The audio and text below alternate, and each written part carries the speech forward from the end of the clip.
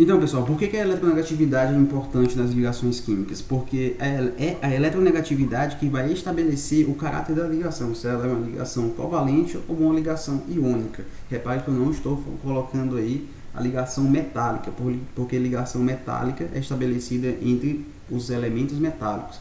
Nós vamos olhar aí as ligações, vamos ter dúvidas quanto se a ligação é iônica ou covalente, ou se ela é uma covalente polar ou apolar, através da eletronegatividade.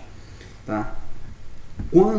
Aqui nós temos aqui os valores de eletronegatividade, por exemplo, o flúor é o elemento mais eletronegativo, e nós temos aqui elementos com baixa eletronegatividade, lembrando que a eletronegatividade é a tendência periódica que cada elemento químico tem, de atrair os elétrons que estão sendo compartilhados numa ligação química.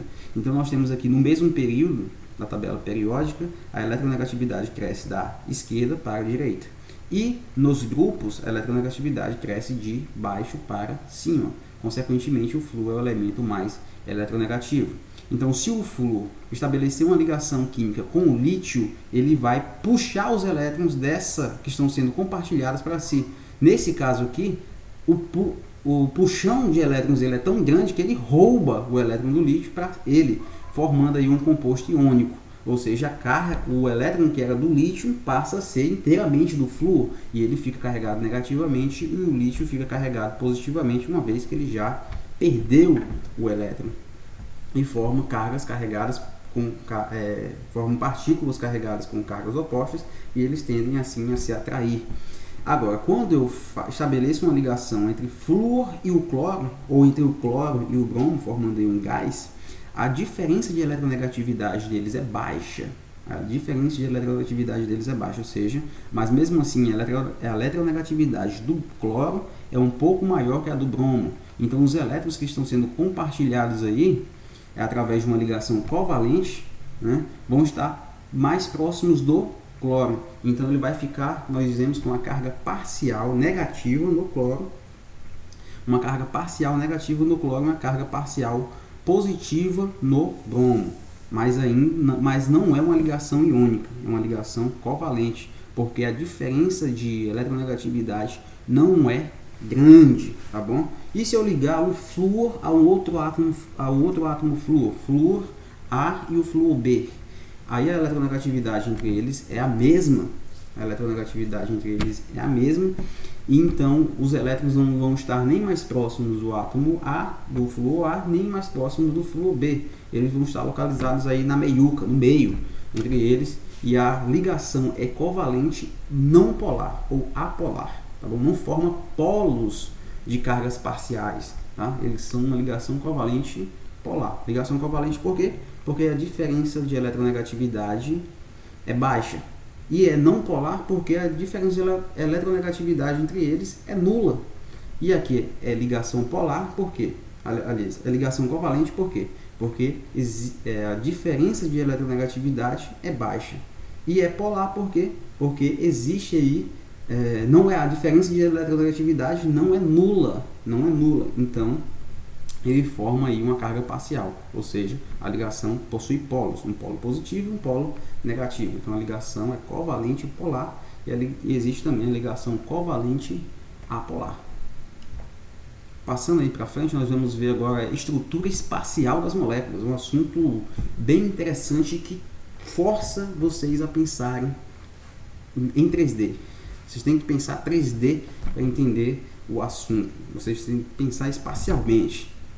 Aqui nós temos o modelo de bolas e bastão, onde as bolas representam os átomos, diferentes átomos, tem diferentes cores, e os bastões representam as ligações químicas. Um bastão pode representar uma ligação dupla ou tripla, aí você vai ter que indicar através da quantidade de ligações que cada elemento químico possui. Avançando aqui na frente, nós temos aí a teoria da repulsão dos pares eletrônicos. Nós só vamos entender como os átomos estão organizados,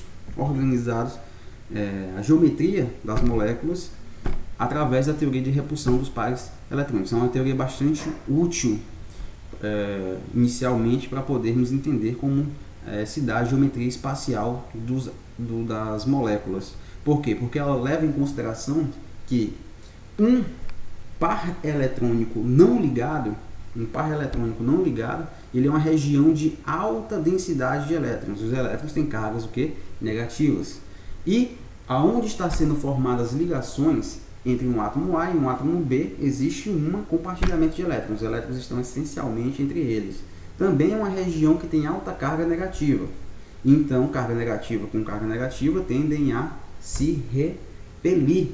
Então, os átomos se organizam espacialmente de tal forma que essa repulsão seja diminuída, essa tensão seja diminuída. Então, se eu tenho uma alta carga negativa aqui, uma alta carga negativa aqui, eu tendo a afastar elas o máximo possível para poder diminuir essa repulsão. E é isso que a organização espacial das moléculas sugere através da teoria da repulsão dos pares de eletrônicos da camada de valência.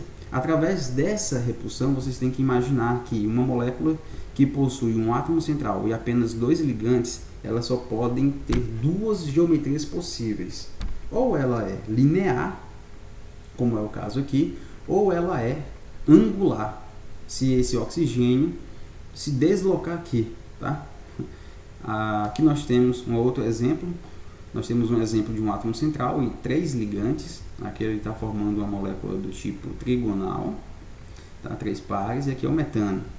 Aqui nós temos aqui uma molécula que é tetragonal. É um tetraedro. Vamos ver aqui, e aqui nessa tabela fica bem mais simples. Ora, se eu tenho apenas 2 átomos, pessoal, ligados, essa molécula só pode ser linear. Você consegue identificar alguma forma de formar um ângulo aqui? Não, então só pode ser linear, independente de qualquer coisa, vai ser linear. 2 átomos formando uma molécula, essa molécula vai ser linear, não tem jeito. Agora, quando eu já tenho 2 ligantes, aí a molécula pode ser linear ou pode ser angular. Se o átomo central possuir pares eletrônicos não emparelhados, vai ocasionar o quê? Uma repulsão com esses elétrons aqui e vai formar um ângulo, tá certo? Aqui, da mesma forma, nós temos 4 átomos ligados, de tal forma que nós temos 2 átomos centrais e 2 átomos na extremidade. Essa molécula também pode ser o quê? Linear. Aqui ela pode ser linear ou pode ser angular também, né? Aqui nós temos um trigonal plana, são um átomo central e 3 ligantes, né? Esse é o trigonal plana. E nós temos 3 pares ligados, formando aqui angular, como já havíamos discutido anteriormente. Nós temos um átomo central e 2 ligantes, ela pode ser linear ou pode ser angular. Quando nós temos 3 átomos, quando nós temos, assim, vamos voltar aqui. Então, que pode ser angular ou linear. Quando nós temos 4, eles podem ser tetraedro ou né? Quando eu substituo um dos hidrogênios aqui por um par não ligante, essa molécula vai passar a ser chamada de uma geometria piramidal, tá? E pode ser angular aqui no caso da água. Então estudem bem estudado essa parte aqui, essa tabelinha aqui, que vai dar para vocês as geometrias das moléculas de acordo com os pares eletrônicos que estão ligados ao átomo central, principalmente. Tá bom? Estudem bem isso daí, que é importante. E essa questão da polaridade das ligações químicas, né, está relacionado também àquela coisa ao fato que nós já havíamos discutido. Um elemento é mais eletronegativo, então ele puxa mais os elétrons que estão sendo compartilhados, né, e forma uma carga parcial negativa ou uma carga parcial positiva, gerando um polo negativo e um polo positivo. E assim a molécula, nós dizemos que a molécula é polar. Mas isso vai depender também da geometria da molécula, tá bom? Isso da geometria da molécula.